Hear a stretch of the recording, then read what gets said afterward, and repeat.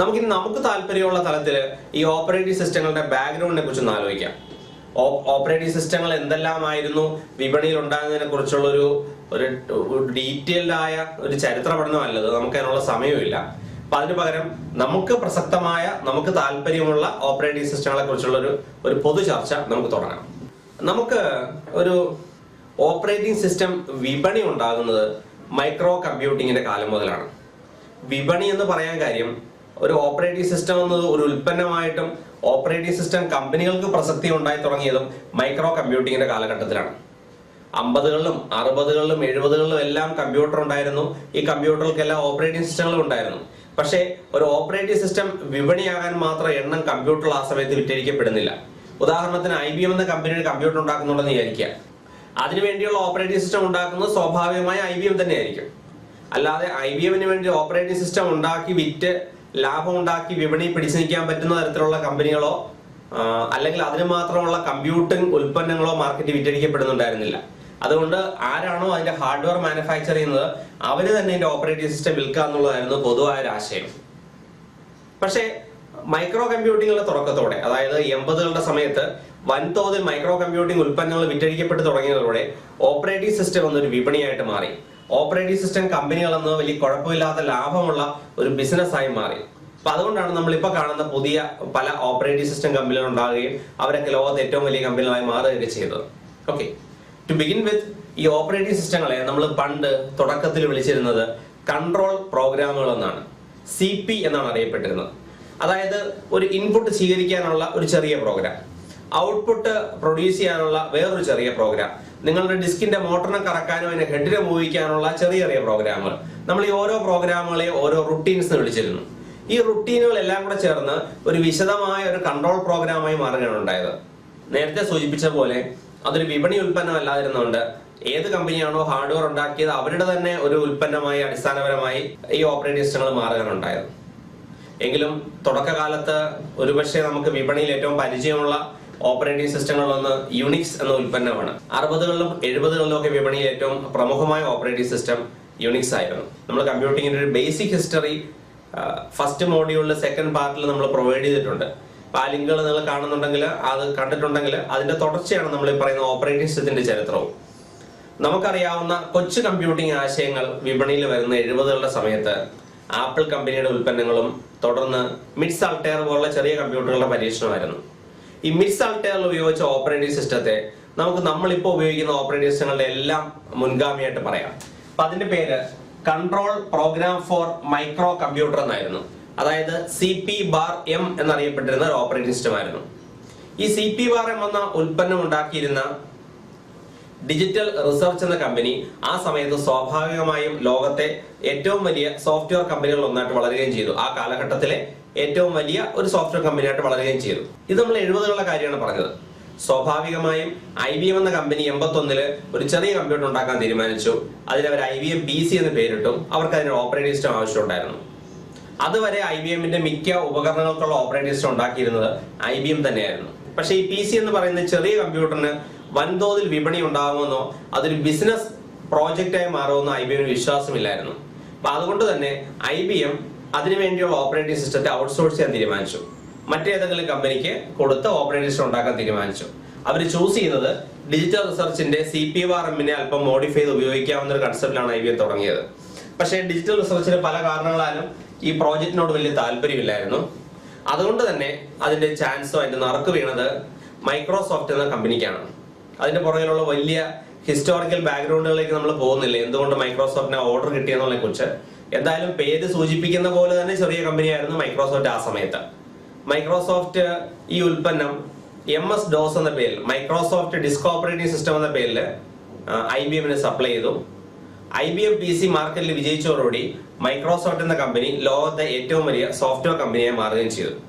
അപ്പൊ നമുക്ക് പരിചയപ്പെടുന്ന, നമുക്ക് സീരിയസ് ലെവലിൽ as A customer support engineer നമ്മൾ പരിചയപ്പെടുന്ന ആദ്യ ഉൽപ്പന്നങ്ങളിലൊന്ന് മൈക്രോസോഫ്റ്റിന്റെ ഡിസ്ക് ഓപ്പറേറ്റിംഗ് സിസ്റ്റം എന്ന ഉൽപ്പന്നമായിരുന്നു. MS-DOS ഇനിഷ്യലായിട്ട് സക്സസ് ആയി മാറി. MS-DOS ഒരു കമാൻഡ് പ്രോംപ്റ്റ് അധിഷ്ഠിത ഓപ്പറേറ്റിംഗ് സിസ്റ്റം ആയിരുന്നു. അതായത് CUI, character user interface based operating system ആയിരുന്നു MS-DOS. MS-DOS 81 കാലഘട്ടത്തിൽ വിപണിയിലെത്തി. അല്പസമയത്തിനുള്ളിൽ തന്നെ ആപ്പിളിന്റെ മക്കിന്തോഷ് ഓപ്പറേറ്റിംഗ് സിസ്റ്റം അഥവാ macOS റിലീസ് ചെയ്യുകയും നമുക്ക് ഗ്രാഫിക്കലായ ഒരു ഓപ്പറേറ്റിംഗ് സിസ്റ്റം കിട്ടുകയും ചെയ്തു. പക്ഷേ അതിനകത്തൊരു വ്യത്യാസമുണ്ട്. മക്കിന്തോഷുകൾ ചെലവ് കൂടിയ ഒരു ഗ്രാഫിക് ഡിസൈൻ ആപ്ലിക്കേഷനുകൾക്ക് വേണ്ടിയും ഒരു പ്രത്യേക ലെയറിന് വേണ്ടിയും മാത്രം ഡിസൈൻ ചെയ്ത മെഷീനുകളായിരുന്നു.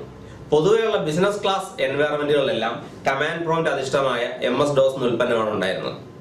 ഇപ്പൊ ഇൻഡസ്ട്രിയിൽ കുറച്ചുകൂടെ ഫൺ ലവിങ് ആയിട്ടുള്ള ആൾക്കാര് macOSഉം മക്കിന്തോഷ് ഓപ്പറേറ്റിംഗ് സിസ്റ്റവും അതിന്റെ ഉൽപ്പന്നങ്ങളുടെ പുറകെ പോകുമ്പോൾ നമ്മൾ സീരിയസ് കസ്റ്റമേഴ്സ് പൊതുവെ MS-DOS എന്ന ഉൽപ്പന്നത്തിലേക്ക് സ്റ്റിക്ക് ഓൺ ചെയ്തു.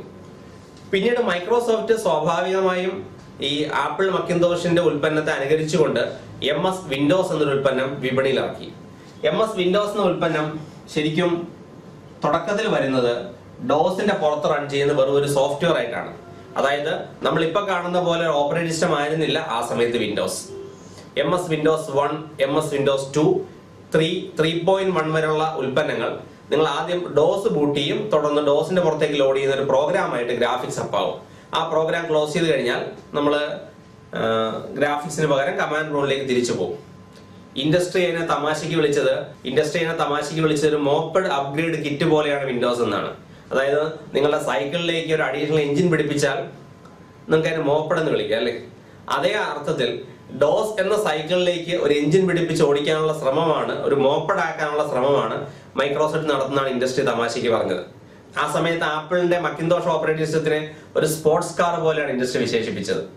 അപ്പൊ സ്പോർട്സ് കാറും സൈക്കിളുമായിട്ടുള്ളതാണ് മത്സരമെങ്കിലും മത്സരത്തിൽ എണ്ണത്തിൽ കൂടുതൽ ഉണ്ടായിരുന്നതും സ്വാഭാവികമായി ബിസിനസ് വിജയം കൂടുതൽ ഉണ്ടാക്കിയതും സൈക്കിൾ തന്നെയാണ്. MS-DOS സൈക്കിൾ തന്നെയാണ്. നമ്മൾ തന്നെ ചവിട്ടണമെന്നൊരു ബുദ്ധിമുട്ടേ ഉണ്ടായിരുന്നു. എങ്കിൽ പോലും വളരെ കൺവീനിയന്റ് ആയ ഒരു ഉപകരണമായിരുന്നു ബേസിക്കലി MS-DOS ബേസ്ഡ് ആയ മെഷീനുകൾ. ഇതായിരുന്നു തുടക്കം. എന്തായാലും മൈക്രോസോഫ്റ്റ് എന്ന കമ്പനി കുറെ കാലം കഴിഞ്ഞപ്പോൾ, അതായത് 90കളുടെ കാലഘട്ടമായപ്പോൾ അവർ സ്വന്തമായിട്ട്, നേരത്തെ ആപ്പിളിന് കാർ സ്വന്തമായിട്ടുണ്ടെന്ന് പറഞ്ഞ പോലെ മൈക്രോസോഫ്റ്റിന് സ്വന്തമായ ഒരു കാർ ഉണ്ടാക്കുന്നതിനെ കുറിച്ച് അവർ ആലോചിച്ചു. എന്തായാലും ഒരു സ്പോർട്സ് കാർ അപ്രോച്ചിനേക്കാൾ കൂടുതൽ ഒരു ഫാമിലി കാർ അപ്രോച്ചിലുള്ള ഒരു ഓപ്പറേറ്റിംഗ് സിസ്റ്റമാണ് മൈക്രോസോഫ്റ്റ് കൺസീവ് ചെയ്തത്. അതുകൊണ്ട് തന്നെ വിൻഡോസ് 95 എന്ന പേരിൽ ഉൽപ്പന്നം വിപണിയിൽ എത്തുമ്പോൾ, സാങ്കേതിക ഭാഷയിൽ പറഞ്ഞാൽ അത് വിൻഡോസ് വെർഷൻ 4.0 എന്ന ഉൽപ്പന്നമായിരുന്നു. വിൻഡോസ് 95 എന്നൊരു ഉൽപ്പന്നം മാർക്കറ്റിലേക്ക് ഇറങ്ങുമ്പോൾ അത് മൈക്രോസോഫ്റ്റിന്റെ ഡെസ്ക്ടോപ്പ് വിപണിക്ക് വേണ്ടിയുള്ള ആദ്യത്തെ ഗ്രാഫിക്കൽ ഓപ്പറേറ്റിംഗ് സിസ്റ്റമായിട്ട് മാറി. ഡെസ്ക്ടോപ്പ് വിപണിക്ക് വേണ്ടി എന്ന് എടുത്തു പറയാൻ ചില കാര്യങ്ങളുണ്ട്, നമുക്ക് പിന്നീട് സംസാരിക്കാം. നെറ്റ്വർക്കിംഗ് തലത്തിലേക്ക് വരുമ്പോഴത്തേക്ക് നമുക്ക് പിന്നീട് സംസാരിക്കാം. എന്തായാലും മൈക്രോസോഫ്റ്റ് ഡെസ്ക്ടോപ്പ് വിപണിക്ക് വേണ്ടി ഇറക്കിയ ആദ്യത്തെ ഗ്രാഫിക്കൽ ഓപ്പറേറ്റിംഗ് സിസ്റ്റമാണ് വിൻഡോസ് 95. വിൻഡോസ് 95 ഒരു ഇൻസ്റ്റന്റ് ഹിറ്റ് ആയിരുന്നു. വിപണിയിൽ ഇറങ്ങിയ സമയത്ത് തന്നെ വിപണിയെ കീഴടക്കി ഏറ്റവും പ്രശസ്തമായി മാറിയ ഉൽപ്പന്നമായിരുന്നു വിൻഡോസ് 95. 95 പിന്നീട് ചില അഡ്വാൻസ്ഡ് പതിപ്പുകൾ വന്നു. 95A എന്ന പേരിലും 95B എന്ന പേരിലും. ഇതിൽ ഒരുപക്ഷെ ഏറ്റവും കൂടുതൽ പ്രശസ്തമായി മാറിയ 95 വിൻഡോസ് 95B എന്നറിയപ്പെടുന്ന പ്രൊഡക്റ്റ് ആണ്. പലരും അതിനെ 97 പുറത്തിറങ്ങിയത് കൊണ്ട് വിൻഡോസ് 97 എന്ന് വിളിച്ചു. ഇതാണ് മൈക്രോസോഫ്റ്റിന്റെ അടുത്ത ഓപ്പറേറ്റിംഗ് സിസ്റ്റം ആശയം. തുടർന്ന് വിൻഡോസ് 98 എന്ന പേരിൽ ഉൽപ്പന്നം മൈക്രോസോഫ്റ്റ് പുറത്തിറക്കി. വിൻഡോസ് 98 എന്നത് വിൻഡോസ് 95ന്റെ കൂടെ തന്നെ ഇന്റർനെറ്റ് എക്സ്പ്ലോറിന്റെ ചില ലേറ്റസ്റ്റ് ഫംഗ്ഷനാലിറ്റി ഉൾപ്പെടെ ആഡ് ചെയ്ത് ഇന്റഗ്രേറ്റ് ചെയ്തുകൊണ്ട് യൂസർ ഇന്റർഫേസിൽ ചില മോഡിഫിക്കേഷൻ മാത്രം വരുത്തിക്കൊണ്ട് ഇറക്കിയ ഒരു ഉൽപ്പന്നമായിരുന്നു വിൻഡോസ് 98. എന്തായാലും 98 വിപണിയിൽ ഹിറ്റായിരുന്നു. അപ്പൊ പൊതുവെ ഡോസിന്റെ കാലം മുതൽ നമ്മൾ മൈക്രോസോഫ്റ്റ് എന്ന കമ്പനിക്കാണ് സ്വാഭാവികമായും ഡെസ്ക്ടോപ്പ് വിപണിയിൽ ആധിപത്യം ഉണ്ടായിരുന്നത്. അപ്പൊ 90കളുടെ സമയത്ത് 95 എന്ന ഉൽപ്പന്നം കൊണ്ട് തന്നെ വിപണി കീഴടക്കാൻ മൈക്രോസോഫ്റ്റിന് കഴിയുകയും ചെയ്തു. ആപ്പിളുകള് തുടക്ക സമയത്തുള്ള ഈ സ്പോർട്സ് കാർ അപ്രോച്ച് എന്നൊരു രീതിയിൽ പറഞ്ഞ പോലെ വളരെ കുറച്ച് മാത്രമാണ് ആപ്പിളുകൾ വിപണിയിൽ ഇറങ്ങിക്കൊണ്ടിരുന്നത്. ആപ്പിളിന് മുഖ്യധാരയിലേക്ക് വരാനുള്ള മെയിൻ തടസ്സങ്ങളിലൊന്ന് ആപ്പിൾ ഉപയോഗിച്ചിരുന്നത് മോട്ടറോള ചിപ്പുകളായിരുന്നു. മോട്ടറോള ചിപ്പുകൾക്ക് വേണ്ടി കമ്പാറ്റബിൾ ആയ OS ഉണ്ടാക്കിയാൽ മാത്രമേ ആപ്പിൾ ഉപയോഗിക്കാൻ പറ്റുമെന്ന അവസ്ഥയുണ്ടായിരുന്നു. അപ്പൊ അത്തരത്തിലുള്ള പോരായ്മകളും, അത് ആപ്പിൾ ഒരു പോരായ്മയെ ധരിച്ചിട്ടില്ല. കാരണം ആപ്പിളിന്റെ ക്ലോസ്ഡ് ആർക്കിടെക്ചർ ആയിരുന്നു. ആപ്പിൾ മാത്രമാണ് ആപ്പിൾ കമ്പ്യൂട്ടേഴ്സ് വിറ്റിരുന്നത്. അതുമായിട്ട് കമ്പയർ ചെയ്യുമ്പോൾ IBM PC ആർക്കിടെക്ചർ എന്നത് 100 കണക്കിന് കമ്പനികൾ IBM PC ആർക്കിടെക്ചർ മെഷീൻസ് വിൽക്കുന്നുണ്ടായിരുന്നു. അപ്പൊ സ്വാഭാവികമായും വിപണിയിൽ എണ്ണത്തിൽ കൂടുതൽ ഉണ്ടായിരുന്നത് IBM ആർക്കിടെക്ചറിലുള്ള മെഷീൻസ് ആണ്. അതുകൊണ്ടാണ് മൈക്രോസോഫ്റ്റ് എന്ന കമ്പനിക്ക് ഇത്രത്തോളം വളരാൻ പറ്റിയത്. കാരണം IBMന്റെ ഒരു സ്പെസിഫിക് മെഷീനിൽ മാത്രമല്ല അവർക്ക് ഉൽപ്പന്നം വിൽക്കാൻ പറ്റിയത്. IBM കമ്പാറ്റബിൾ ആയ, IBM ക്ലോൺസ് ആയ എല്ലാ മെഷീനിലും അവർക്ക് ഓപ്പറേറ്റിംഗ് സിസ്റ്റങ്ങൾ വിൽക്കാൻ പറ്റി. ഓക്കെ, വിൻഡോസ് 98 ശേഷം മൈക്രോസോഫ്റ്റ് മാർക്കറ്റിൽ പുറത്തിറക്കിയ വിൻഡോസ് ME എന്ന ഉൽപ്പന്നം റിലേറ്റീവ്ലി പരാജയമായിരുന്നു. റിലേറ്റീവ്ലി എന്ന് പറഞ്ഞാൽ പോലെ അല്ലെ, കുഴപ്പമില്ല, തരക്കേടില്ലാത്ത പരാജയമായിരുന്നു വിൻഡോസ് മില്ലേനിയം എഡിഷൻ എന്ന പേരിൽ ഒരുപക്ഷെ കൊട്ടിക്കൊഴിച്ച് പുറത്തിറക്കിയ ഉൽപ്പന്നങ്ങളിലൊന്നും. ME ഫ്ലോപ്പ് ആയതുകൊണ്ട് പിന്നീടും വിപണിയിൽ വിൻഡോസ് 98 എന്ന ഉൽപ്പന്നം തന്നെ മാർക്കറ്റിൽ തുടർന്നു. എഗെയിൻ ME-യുടെ ഒരു പരാജയത്തെ തുടർന്ന് മൈക്രോസോഫ്റ്റ് വിൻഡോസ് XP എന്ന പേരിൽ ഉൽപ്പന്നം മാർക്കറ്റിൽ ഇറക്കി. അതിനു മുമ്പ് വിൻഡോസ് 2000 പ്രൊഫഷണൽ എന്ന ഉൽപ്പന്നം വിപണിയിൽ ഉണ്ടായിരുന്നെങ്കിലും ഡെസ്ക്ടോപ്പ് മാർക്കറ്റിൽ നമ്മൾ അതിനെ ഒരു ഓപ്പറേറ്റിംഗ് സിസ്റ്റം ആയിട്ട് പരിഗണിക്കുന്നില്ല.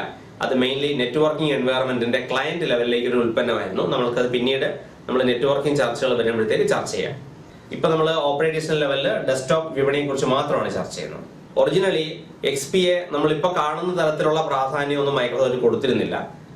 2002 സമയത്ത് XP പുറത്തിറക്കുമ്പോൾ അതിന് 1-2 കൊല്ലത്തിന് ശേഷം മാത്രം വിപണിയിൽ വരാനിരിക്കുന്ന അടുത്ത ഓപ്പറേറ്റിംഗ് സിസ്റ്റത്തിന് ഒരു താൽക്കാലിക പകരക്കാരൻ എന്ന XPയെ കരുതിയുള്ളൂ. ME എന്ന ഉൽപ്പന്നം വിജയിച്ചിരുന്നെങ്കിൽ ഒരു പക്ഷേ XP എന്ന ഉൽപ്പന്നം വിപണി വരിക പോലും ഇല്ലായിരുന്നു. എന്തായാലും വിൻഡോസ് XP മാർക്കറ്റിൽ റിലീസ് ചെയ്തു. 1-1.5 കൊല്ലത്തിനുള്ളിൽ XP പിൻവലിച്ച് അടുത്ത ഉൽപ്പന്നം മാർക്കറ്റിൽ ഇറക്കാമെന്നാണ് മൈക്രോസോഫ്റ്റ് പ്ലാൻ ചെയ്തത്. പക്ഷെ സംഭവിച്ചത് അടുത്ത ഉൽപ്പന്നം ഇറക്കാനുള്ള മൈക്രോസോഫ്റ്റിന്റെ ഡെഡ് ലൈൻസ് നീണ്ടുപോയി. നമ്മളിപ്പോ വിൻഡോസ് വിസ്റ്റ എന്ന് വിളിക്കപ്പെടുന്ന, അന്ന് മൈക്രോസോഫ്റ്റ് ലോങ് ഹോൺ എന്ന് വിളിച്ചിരുന്ന ഒരു ഉൽപ്പന്നം വിപണിയിലെത്താൻ വളരെ വൈകി. 1-2 മാസങ്ങളല്ല, വർഷങ്ങളോളം വൈകി ആ ഉൽപ്പന്നം വിപണിയിലെത്താൻ. അപ്പൊ അതിനിടയ്ക്ക് സംഭവിച്ച കാര്യങ്ങളിലൊന്ന്, വിൻഡോസ് XP എന്ന ഓപ്പറേറ്റിംഗ് സിസ്റ്റത്തിന് പുതിയ സർവീസ് പാക്കുകളും പുതിയ പാച്ചുകളും വരികയും പുതിയ റിലീസുകൾ വരികയും നമ്മൾ പ്രതീക്ഷിച്ചതിനേക്കാൾ കൂടുതൽ കാലഘട്ടം മൊത്തം XP നമ്മുടെ വിപണിയിൽ നിൽക്കുകയും ചെയ്തു. ഇപ്പൊ 2002 മുതലുള്ള കാലഘട്ടത്തിൽ നിന്ന് കുറച്ച് നാളുകൾക്ക് മുമ്പാണ് XPയുടെ സപ്പോർട്ട് പിൻവലിച്ചത് മൈക്രോസോഫ്റ്റ്. അത്രയും ഒരു കാലഘട്ടം വരെ, ഒരു വലിയൊരു കാലഘട്ടം വിൻഡോസ് XP ഒരു നല്ല ഓപ്പറേറ്റിംഗ് സിസ്റ്റമായിട്ട് വിപണിയിൽ നിൽക്കുകയും ചെയ്തു.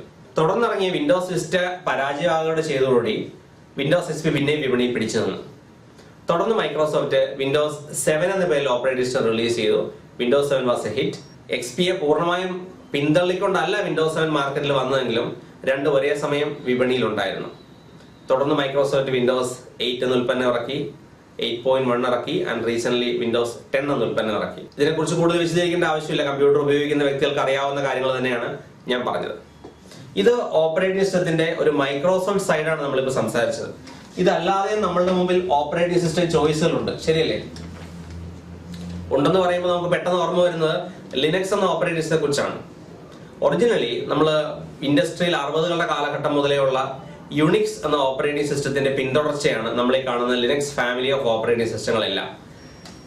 ലിനക്സ് എന്ന് വിളിക്കുന്നതിനേക്കാൾ Unix family of operating system എന്ന് വിളിക്കുന്നതായിരിക്കും കുറച്ചുകൂടെ ശരിയെന്ന് തോന്നുന്നു. എന്തായാലും യുണിക്സിന്റെ കമ്പാറ്റബിൾ ആയിട്ട് 90കളുടെ തുടക്കത്തിൽ വന്ന പല ഉൽപ്പന്നങ്ങളിൽ ഏറ്റവും പ്രശസ്തമായത് ലിനക്സ് ടോർവോൾഡ് എന്ന ഫിൻലൻഡുകാരൻ പുറത്തിറക്കിയ ലിനക്സ് എന്ന ഉൽപ്പന്നമാണ്. ലിനക്സ് തുടക്കം മുതലേ ഒരു free source code operating system ആയിരുന്നു. അതായത് മൈക്രോസോഫ്റ്റ് ഉൾപ്പെടെയുള്ള ബിസിനസ് അധിഷ്ഠിത കമ്പനികൾ വിഭാവനം ചെയ്യുന്ന ഒരു ആശയത്തിന് പകരം ഒരു സ്വതന്ത്ര സോഴ്സ് കോഡുമായിട്ട് നിങ്ങൾക്ക് മോഡിഫൈ ചെയ്യാനുള്ള സ്വാതന്ത്ര്യവുമായിട്ടും പല വെർഷൻസും സൗജന്യവുമായിട്ടും ഒക്കെയാണ് വിപണിയിലേക്ക് വന്നത്. ലിനക്സിന് വളരെയധികം ഡിസ്ട്രിബ്യൂഷൻസ് മാർക്കറ്റിലുണ്ടായി. ഒരുപക്ഷെ നമുക്ക് ഓർത്തിരിക്കാൻ പറ്റുന്നതിനേക്കാൾ കൂടുതൽ ഡിസ്ട്രിബ്യൂഷൻസ് ലിനക്സിന് മാർക്കറ്റിലുണ്ട്.